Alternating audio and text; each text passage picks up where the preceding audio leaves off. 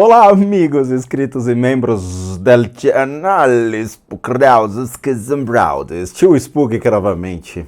Olha, eu tô ficando meio brabo, né? Cara, não tem como não rir, né? O Brasil é excepcional, é uma fábrica de demência, não tenho o que falar a respeito disso. Vamos lá, hoje a gente vai falar sobre um pastor que foi até Jerusalém, na frente do Muro das Lamentações, um marco entre o que seria o cristianismo do judaísmo, o judaísmo do cristianismo. Foi um marco de destruição, tristeza do povo, a representação histórica arqueológica da existência do povo hebreu naquele lugar, naquele território, dentre outros valores, o qual eu vou contar um pouco a historinha para vocês. Mas lá vai então o brasileiro.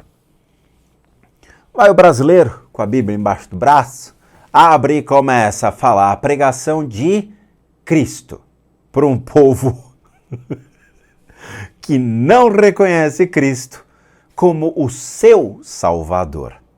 Ele pode até reconhecer Cristo como um líder, né, dentro de um princípio, ou seja, tentar salvar pessoas, resgatar pessoas. Pode encontrar, então, em Cristo, em Jesus, né? Uma pessoa que realmente foi algo à frente do seu tempo, mas que não é um representador, não é a representação de Deus na Terra, não representa o povo hebreu/judeu. Embora ele tenha sido um judeu, mas foi um judeu que lutou por uma causa, enfrentando também os hebreus naquele período, tá? Porque ele enfrenta o discurso de muitos que ali então pregavam a palavra do Velho Testamento, vista no Velho Testamento, a Torá, o Talmud e Sefer Yetzirah, Sefer Rabiná e outros manuscritos, pregando e acreditando ali no Deus metafísico que seria do povo hebreu/judeu, e ele enfrenta certas tradições, tanto que ele muda certas tradições para o Novo Testamento, onde não mais se louvaria um Deus no templo utilizando-se de animais, não mais utilizaria-se da circuncisão, e sim passa a utilizar-se o batismo visto por João Batista. Então ele passa uma mudança bem drástica dentro dos princípios hebreus/judeu, dentro ali daquele povo. E aí vai esse lindinho ali. Por que ele não foi até a terra dos árabes? Por que ele não foi para o Islã? Né? Vai ali para o Islã pregar a palavra de Jesus. Você vai saber o que significa o poder de uma espada moura atravessando o seu bucho, não é? Mas ele foi até o povo hebreu/judeu, né? Leia-se, pois, né? Nós estamos falando de uma cidadela que pertenceu ao povo hebreu.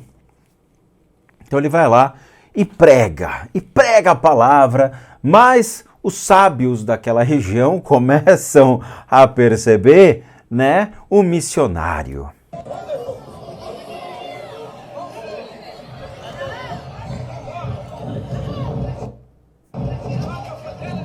O rabino Rogério Kuckerman explica que o pastor estava em um espaço de culto judeu. Nós não estamos falando de um espaço de culto judeu, nós estamos falando de um espaço que foi um marco do povo judeu, que representa a tradição do povo, que foi ali o ponto zero onde toda a briga eclodiu.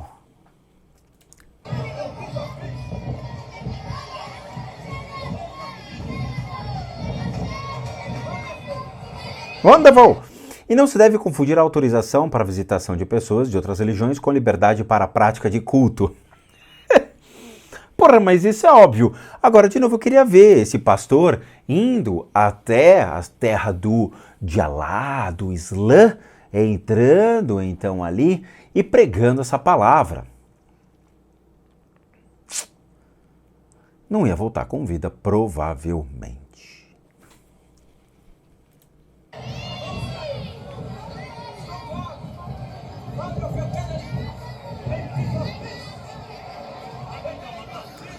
Alguém ir a uma igreja católica fazer uma pregação evangélica anticatólica ou uma pregação judaica não parece ser uma abordagem correta, diz o rabino. O rabino ele foi muito bonzinho, né? A não falar que isso é um crime, que isso aí infelizmente, é violar a crença alheia em seu próprio território, né? Invadindo a liberdade de culto e crença de terceiros, tentando ali minar, né? Não tem outra palavra, não sei isso. É tentar minar a fé alheia. Wonderful!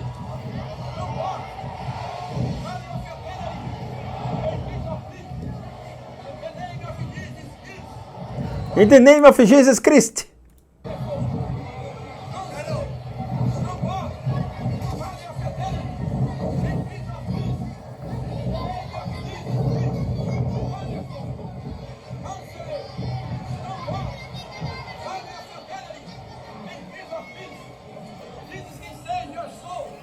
E o pessoal rindo.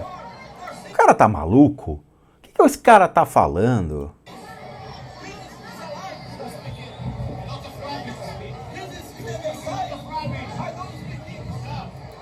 E o cara pergunta, mas você não tá falando... Você não fala a nossa língua? Você não fala? Não, eu não falo a sua língua, eu não falo a sua língua. E os caras, tipo, porra, como é que eu vou ter diálogo com um cara que não fala meu idioma, né?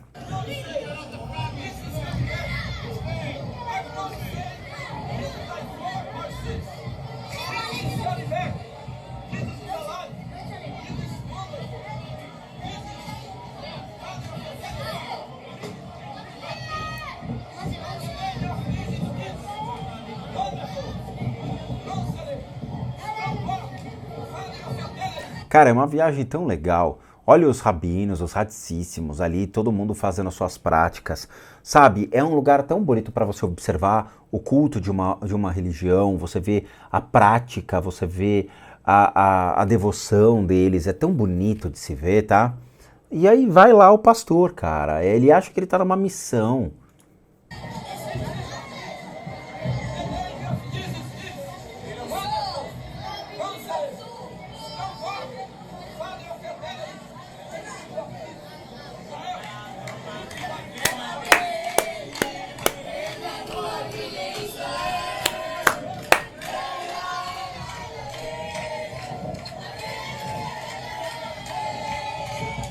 E ele tá tomando uma lição moral das crianças.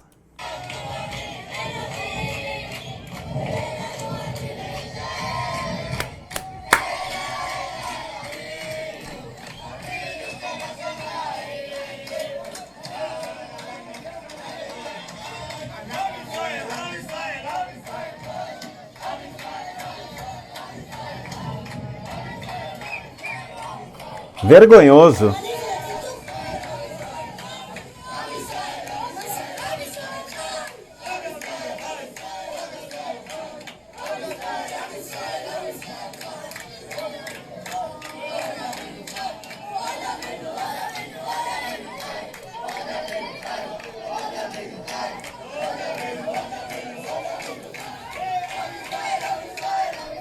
Vergonhoso, cara. E os caras fazendo sinal, ó. Cai fora. Que Jesus Cristo o quê? Cai fora. Ó lá. E vaiando. Cai fora, carinha. Cai fora. Dá na orelha dele a Torá. Pau, bate com tudo.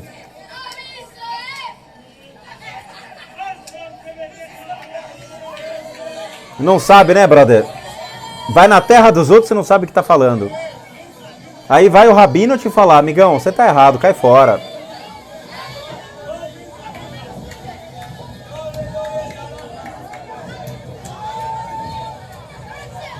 A molecada dando lição de moral pro cara. Primeiro, cadê o kippá? Entendeu? É importante você ter o kippá. É um respeito. Cubra a sua cabeça. Você vê a grande maioria com kippás, chapéu. Você tá no solo sagrado. Respeita. Cubra a cabeça. Cubra.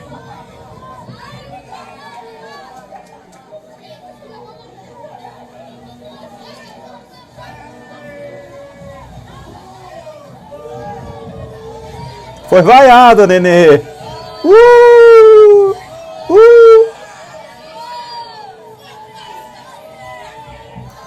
Os caras...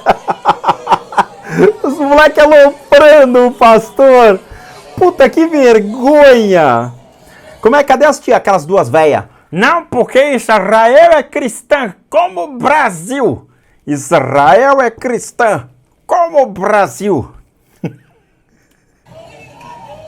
Cadê aquelas senhoras? As bolsonaristas. Que coisa, né? Vai lá, agora vai chorar. Vai pra casa, não deu certo, achou que ia converter todo mundo, que ia montar uma igreja, né?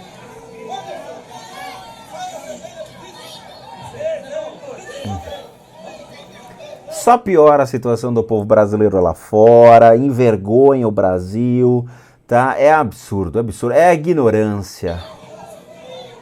Sabe o que é isso? Isso deve ser pegadinha da igreja deles, sabe? Aquelas pegadinhas trote de pastor, né? Aqui para você se tornar então alguma coisa, para você conseguir subir no púlpito, você tem que ir para Israel e pregar lá. Conseguiu fazer uma pregação em Israel, você volta e se lidera a igreja. Isso deve ser pegadinha de neófito ali, de gente que está começando. Os caras devem ter feito ali uma pegadinha. Olha lá os caras, meu, cai fora. Por favor, saia. Vamos lá. Saia. E é isso. É uma vergonha. O povo brasileiro passando vergonha em Israel. Vamos conversar. Esse tipo de coisa nós chamamos de missões.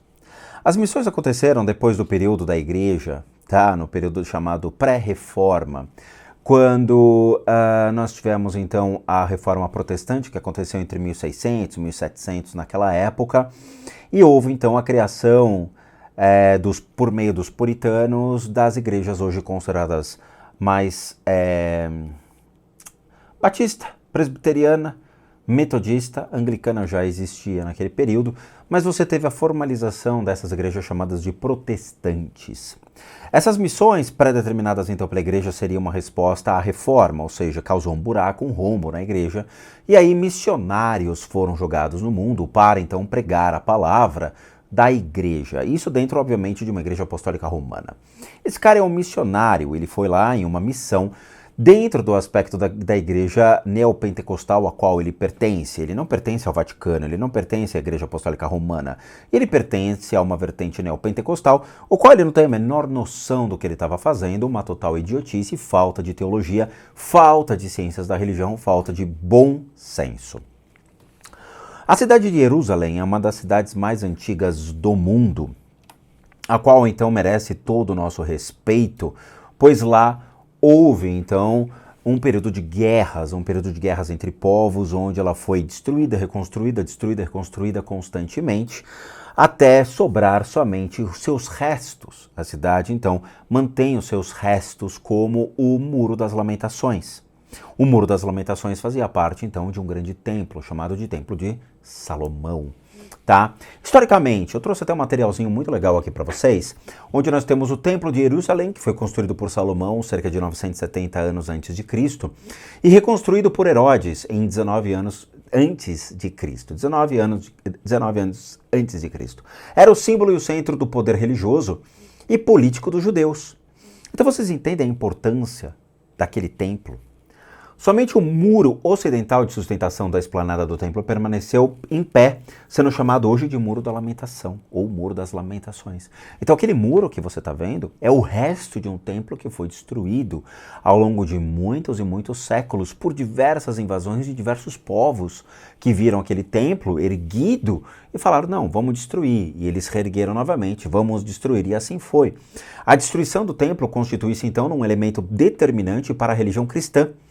Porque aquele templo, por incrível que pareça, foi um marco entre a separação entre o que seria o povo judeu para o povo cristão.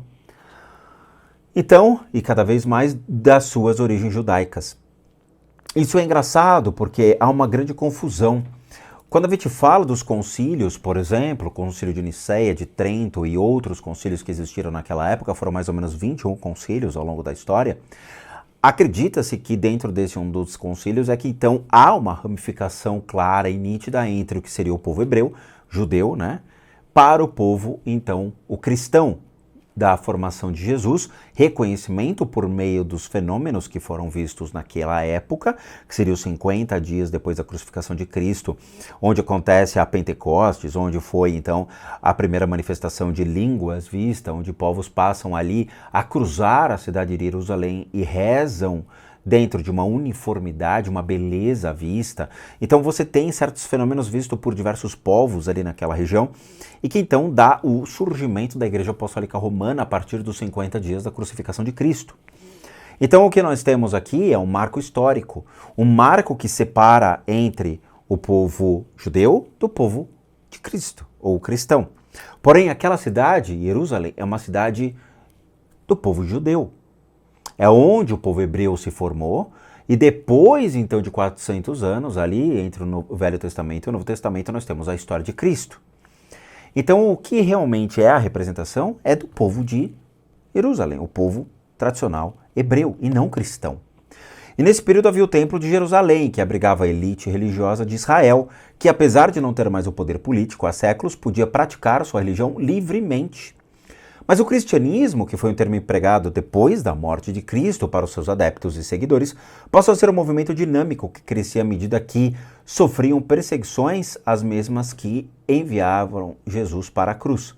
O templo foi feito de pedras e passou a deixar de ter importância religiosa, pois Jesus introduziu uma nova maneira de adoração ao culto de Deus, introduzindo os corpos dos discípulos como local de morada de Deus, e, portanto, os corpos deveriam ser oferecidos a Deus como culto e adoração. Que corpos? Ele levou cadáveres? Não. Jesus muda, dentro de todos os aspectos citados, ele muda uma ideia dizendo que o culto a Deus não está nos templos, mas sim dentro de nós. Nossa casa, nossa morada de Deus é o nosso corpo. Ou seja, nós podemos ficar reclusos dentro de nossos ambientes, nossa casinha, nossos quartos, onde nós cultuamos então ali o nosso Deus, no nosso canto. Você não precisa ir ao templo. Então, peraí, deixa eu entender. Para que servem as igrejas? Jesus nunca acreditou no poder da igreja. Você entende que quem leva Jesus para a igreja, então, são os apóstolos Paulo, Pedro e Tiago? São eles que levam, então, a adoração de Jesus para dentro de uma igreja, uma assembleia. Porque não existia isso. Hoje, você vê as igrejas? Desculpa, Deus não está nas igrejas, Deus está dentro de nós, dentro de nossos corpos.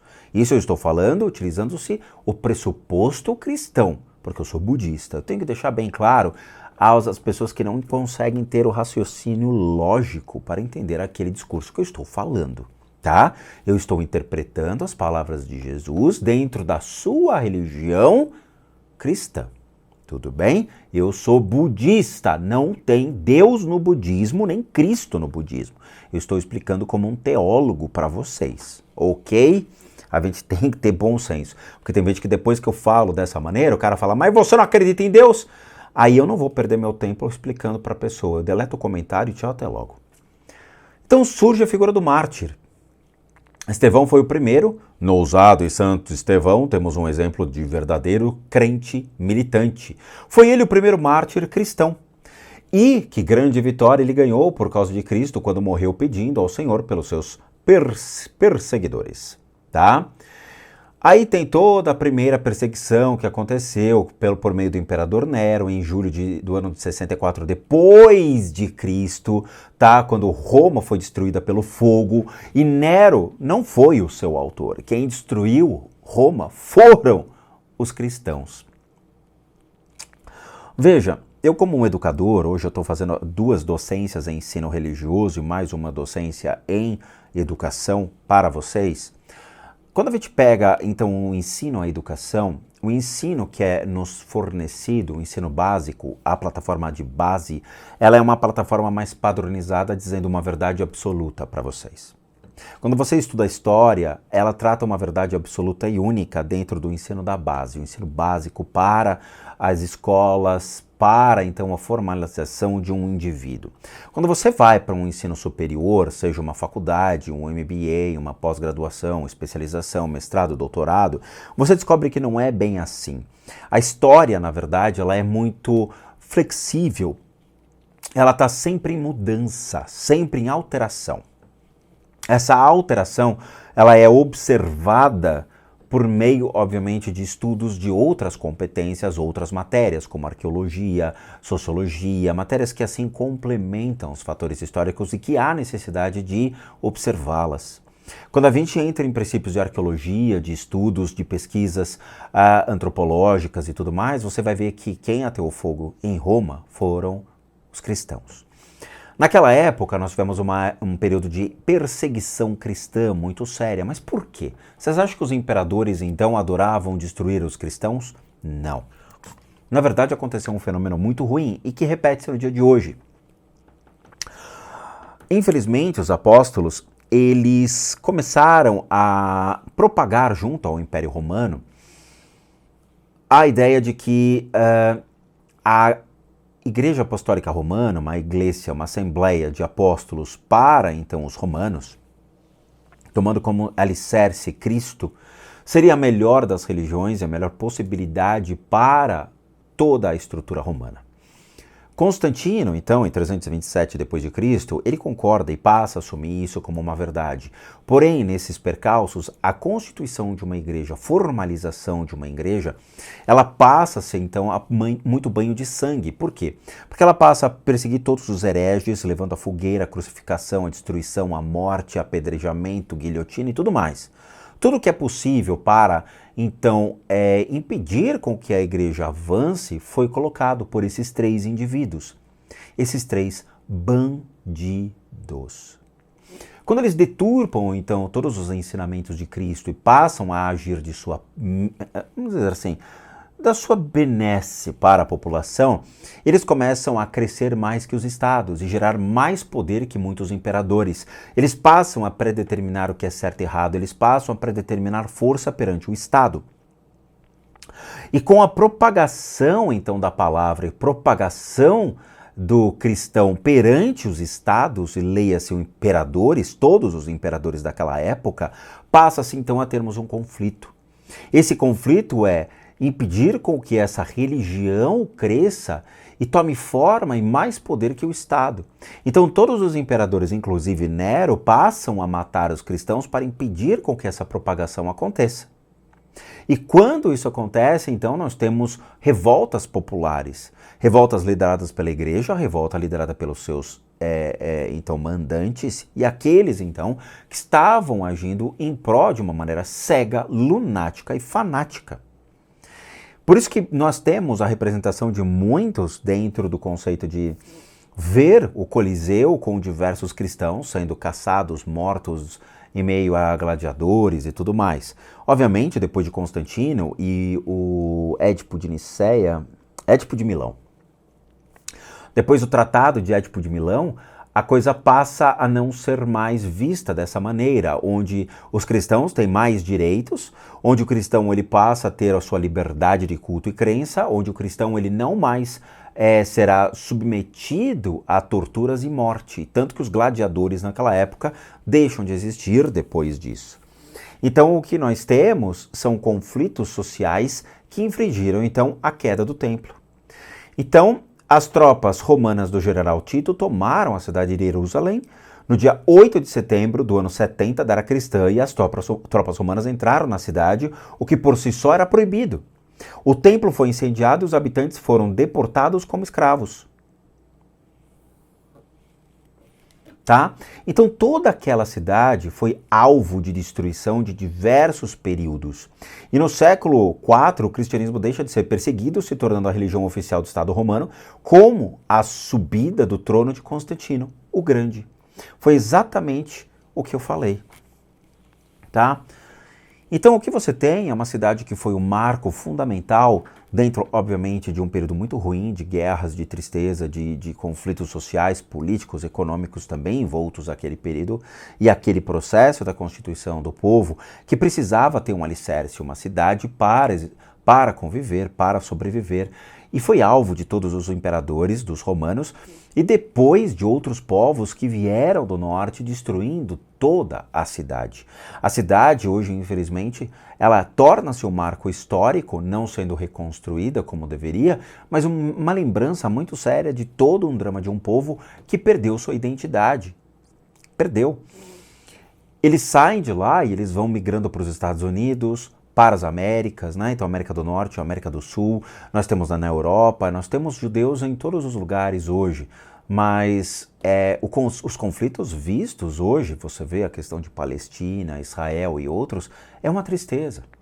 E aí vai o pastor ali cagar em território que não lhe pertence. É cristão fazendo merda. É isso, entendeu? É exatamente isso. Mas é engraçado, por que não vai pro Islã? Por que não vai bater lá no Islã e falar, oh, Jesus Christ is amazing. Porque sabe que vai tomar uma cimitarra no meio da barriga, assim, que os caras vão empalar. O cara falar, esquece, continua. É isso, entendeu? É isso. Lembrando que 10% da população árabe são xiitas. Então, assim, né? A gente tem sunitas e xiitas, eles são extremamente radicais. Então, eles podem realmente fazer algo de acordo com a sua própria lei. É triste, mas é Brasil fazendo Brasilis, tá bom? Então é isso, quero agradecer novamente, muito obrigado por assistirem os vídeos até agora, não somente esse, mas todos os demais. Como recadinhos finais, todo mundo que sabe que eu, Rodrigo, sou um terapeuta, um psicoterapeuta alternativo, sou licenciado nacional e internacionalmente por institutos que me habilitam, me capacitam, para que por meio de técnicas complementares a gente possa complementar a medicina e não substituir. Complementamos junto aos tratamentos das enfermidades físicas, emocionais, mentais, bem como as limpezas de casa e as análises de casas. E para aqueles que querem passar por isso, devem encaminhar um e-mail para limpezadecasas@gmail.com e lá vocês podem pedir, né, todas as devidas informações sobre esses serviços, bem como os respectivos valores. Sim, eu cobro porque eu sou um profissional das práticas integrativas complementares. Para aqueles que querem ajudar o canal, nós temos 3 formas de donation, PayPal, seja membro e valeu. Os três encontram-se aqui abaixo, basta você clicar em qualquer uma dessas abinhas e você pode doar o valor que você quiser ou puder, ou mesmo o nosso site casasassombradas.com.br com muita coisa legal para vocês. Vejo vocês nos próximos vídeos e bons sustos a todos nós.